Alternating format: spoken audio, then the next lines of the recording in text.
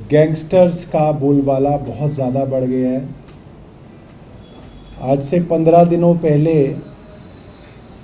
Greater Kailash part 1 M block market, जो कि south Delhi का एक पॉश इलाका है, उसमें दिन दहाड़े एक जिम ओनर की उसी के जिम के नीचे 5 बार गोली मार के हत्या कर दी। और बाद में जो खबरें अखबार में छपी हैं उसमें पता चलता है कि वहाँ पे भी एक्सटॉर्शन का मामला था और एक बड़े गैंग की तरफ से एक्सटॉर्शन की कॉल्स की जा रही थी और पैसे के लेन देन से जुड़ा हुआ, एक्सटॉर्शन से जुड़ा हुआ वो मामला बताया जाता है। उससे कुछ दिनों पहले भी हमने देखा फ्यूजन कार्स नाम के एक कार रीसेल ओनर के यहाँ गोलियां चली थी, वो भी एक्सटॉर्शन से संबंधित थी। हमारे सिटिंग एमएलएज के पास एक्सटॉर्शन कॉल्स आई थी, ये बात ऑन रिकॉर्ड है। हमारे एमएलए संजीव झा के पास इसी तरीके के एक गैंगस्टर के द्वारा एक्सटॉर्शन कॉल्स आई थी।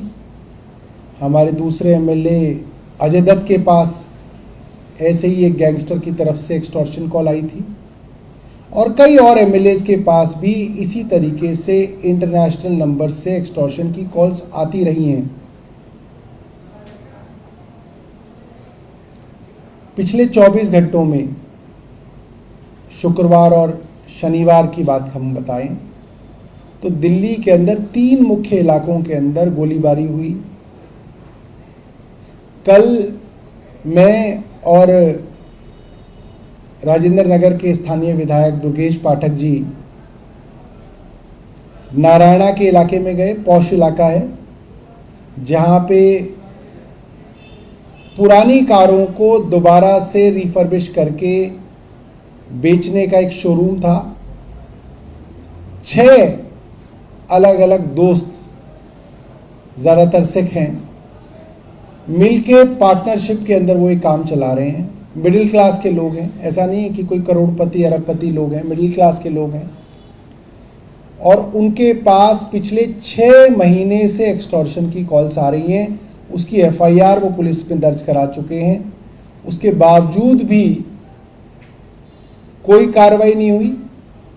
आप समझ सकते हैं कि दिल्ली का बिजनेसमैन आज कितना डरा हुआ है कि पुलिस की कार्रवाई नहीं हो रही थी। इसके कारण उन्होंने अपनी प्राइवेट सिक्योरिटी एजेंसी के साथ हथियारबंद सिक्योरिटी रखी, आर्म्ड सिक्योरिटी उन्होंने अपने शोरूम में रखी हुई थी, गाड़ियों के शोरूम में, क्योंकि एक्सटॉर्शन की कॉल्स आ रही थी।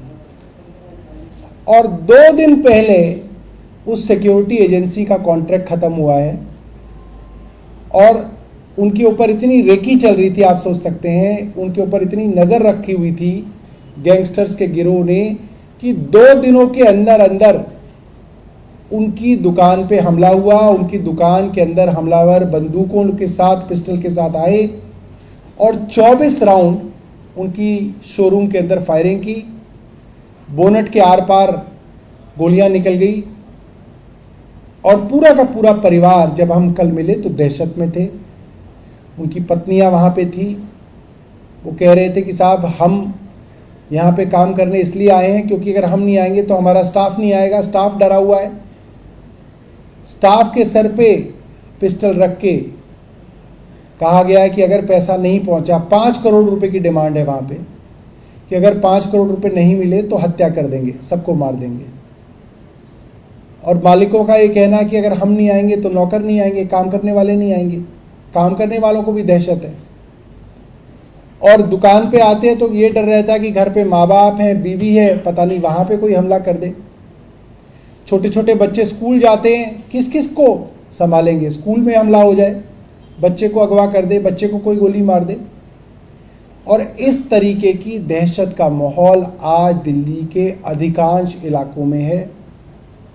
दिल्ली के अंदर कई बड़े बड़े गैंग, चाहे वो नीरज बवानिया हैं, चाहे वो बिश्नोई गैंग है, चाहे वो कई सारे नाम बताए जाते हैं, गोल्डी बरार हैं, कई अलग अलग नाम, एक भाऊ गैंग है, बॉक्सर गैंग है, इतने सारे गैंग्स दिल्ली के अंदर आज सक्रिय हैं कि दिल्ली का आम आदमी डरा हुआ है, दहशत में है। हमें लगा था कि इस दौरान इतनी खबरें आ रही हैं, एलजी साहब एक हफ्ते विदेश की यात्रा पे थे, इसलिए उनकी तरफ से कोई रिएक्शन नहीं आ रहा, विदेश में है। मगर अब तो विदेश से वो वापस आ गए हैं। विदेश से वापस आने के बाद भी उनकी तरफ से कोई इसके ऊपर रिएक्शन नहीं है। वो क्या कर रहे हैं इसके ऊपर कोई चर्चा नहीं है। नारायणा के शोरूम में कब जाएंगे इसके बारे में कोई चर्चा नहीं है। हम बार बार ये कह रहे हैं कि जब से वे एलजी बने हैं, क्राइम की रिपोर्ट है कि दिल्ली के अंदर कानून व्यवस्था बदतर होती जा रही है। हमने उनको बार बार कहा कि आप दिल्ली की कानून व्यवस्था पे ध्यान करिए, आप थानों का औचक निरीक्षण कीजिए। दिल्ली में 209 थाने हैं, सैकड़ों चौकियां हैं। आप शाम को निकलिए, किसी एक थाने में जाइए, देखिए क्या माहौल है। चौकी में जाइए, देखिए वहां पे पुलिस वाले मौजूद हैं नहीं मौजूद हैं। एक साल पहले इन्हीं एलजी साहब के अधीन नए साल को 31 दिसंबर की रात को एक लड़की को नग्न अवस्था के अंदर इस शहर में 20 किलोमीटर तक उसकी लाश को घसीटा गया था। तब भी हमने ये कहा था कि कैसे संभव है कि 31 दिसंबर की रात को, जब सब जगह पुलिस मुस्तैद होनी चाहिए, जगह जगह चौकियां लगी हुई हैं, ये कैसे संभव है कि कोई गाड़ी के अंदर लाश घसीटता हुआ ले जा रहा है और पुलिस की नजर ही नहीं पड़ रही। राहगीरों ने देखा, आसपास के लोगों ने देखा, और पुलिस की भी ये कोशिश थी कि सबसे पहले उन्होंने क्लीन चिट उस कार के अंदर, कार चला रहे लोगों को दी। कहा कि नहीं, कार में म्यूजिक बहुत था, गलती से लाश फंस गई कोई, उन्हें पता ही नहीं चला। पहले ही दिन डीसीपी साहब ने क्लीन चिट दे दी थी उनको। उस पे भी एलजी साहब चुप रहे। तो हमारे विधायक साथियों ने आज उनको चिट्ठी भेजी है और उनसे आज ही मिलने का समय मांगा है कि सिचुएशन बहुत गंभीर है और अर्जेंट तौर पे वे समय दें। और मुझे उम्मीद है कि एलजी साहब जो है आज उनको समय देंगे, ताकि दिल्ली के अंदर जो हालत है इस वक्त कानून व्यवस्था की, उसके ऊपर चर्चा हो पाए। पुलिस कमिश्नर, पुलिस का विभाग क्या कर रहा है इसके ऊपर वो अपना प्लान बताए। क्या करेंगे कि इतनी सारी एक्सटॉर्शन कॉल्स आ रही हैं, इतनी एफआईआर दर्ज नहीं हो रही हैं, शिकायतें हो रही हैं मगर एफआईआर दर्ज नहीं हो रही हैं। एक पुलिस के अधिकारी से बात हो रही थी तो उन्होंने कहा कि पिछले 6 महीने में करीब 500 एक्सटॉर्शन कॉल्स आई हैं दिल्ली के अंदर, करीब 500। 6 महीने में करीब 500 एक्सटॉर्शन कॉल्स आई हैं, मगर मात्र 15 लोगों की एफआईआर दर्ज हुई है। तो इसके ऊपर भी चर्चा होनी चाहिए कि पुलिस क्यों एफआईआर इसके ऊपर दर्ज नहीं कर रही। और कल सबसे बड़ी बात यह थी कि जिन लोगों के शोरूम में 24 गोलियां चली, वो लोग कह रहे थे कि पुलिस का रवैया उसके बावजूद भी नहीं बदला है। पुलिस वाले को, एसएचओ को, उन्होंने मेरे को अपना एसएमएस दिखाया, एसएचओ को उन्होंने व्हाट्सएप किया कि साहब हमारे यहाँ कल गोलियां चली हैं, आपने यहाँ पे सिक्योरिटी भी नहीं भेजी।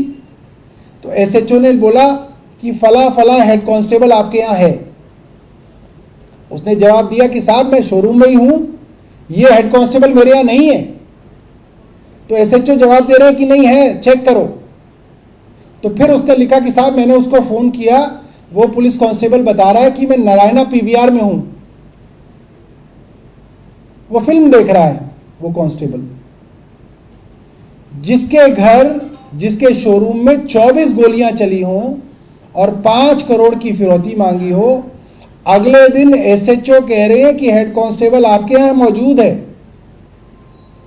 और शोरूम का मालिक कह रहा है कि साहब मैंने हेड कांस्टेबल को फोन किया, वो पीवीआर सिनेमा नारायणा पीवीआर पे। ये हालात है आज पुलिस के। तो मुझे लगता है कि एलजी साहब को इसके ऊपर कार्रवाई करने की ज़रूरत है और थोड़ा सा अपने थानों का निरीक्षण करें, थोड़ा अपना काम भी एलजी साहब देखें, ये बहुत ज़रूरी है। बहुत बहुत धन्यवाद। सर एक सवाल है सर, हरियाणा में चुनाव चल रहे हैं और मुख्यमंत्री योगी आदित्यनाथ जब सभा कर रहे थे तो जो हत्या आरोपी था बिट्टू बजरंगी वो स्टेज पे था और खुलेआम समर्थन कर रहा है, इस पर आपको क्या कहना है? किनको? बीजेपी वालों को समर्थन बीजेपी कर वालों रहा को है। समर्थन कर रहा है। तो ये तो कोई नई बात नहीं है। ऐसे तो बहुत सारे बलात्कार के आरोपी, हत्या के आरोपी पेरोल पे छोड़े जाते हैं इनको समर्थन करने के लिए। ये तो कोई बड़ी बात है ही नहीं भारतीय जनता पार्टी के लिए।